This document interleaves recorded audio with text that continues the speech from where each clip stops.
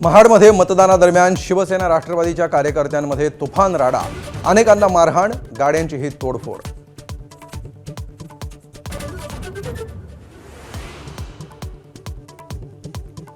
नगरपरिषद नगरपंचायतींचा निकाल उद्याऐवजी 21 डिसेंबरला।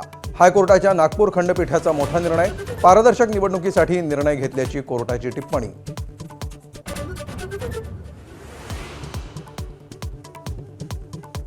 कुणीतरी कोर्टात गेलं म्हणून मतमोजणी पुढे ढकलणं अयोग्य, मुख्यमंत्री फडणवीसांची प्रतिक्रिया। निवडणूक आयोगानं सुधार करावा, हे यंत्रणेचं अपयश असल्याचं मत।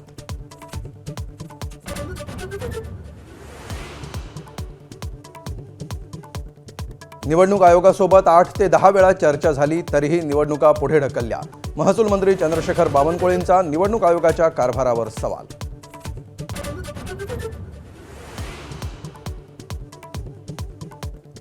देशात मनमानी सुरू, स्थानिक स्वराज्य संस्था निवडणुकीची मतमोजणी पुढे ढकलण्याच्या निर्णयावर राज ठाकरेंचा संताप।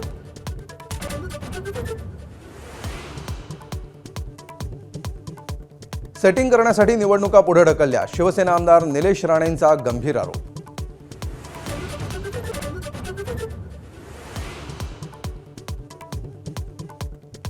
एकनाथ शिंदेंनीच मालवणात पैशांच्या बॅगा आणल्या, निलेश राणेंनीही पैशांचं वाटप केलं, वैभव नाईकांचा गंभीर आरोप, तर दीपक केसरकरांनी आरोप फेटाळले।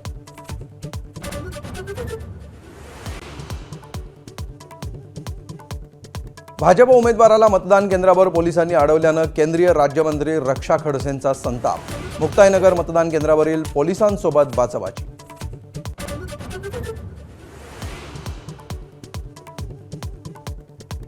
शिवसेना आमदार संतोष मांगरांकडून मतदानाच्या गोपनीयतेचा भंग, महिला मतदाराला जाऊन सांगितलं कुठं मतदान करायचं, व्हिडिओ व्हायरल, तर आमदारकी रद्द करण्याची ठाकरे गटाची मागणी।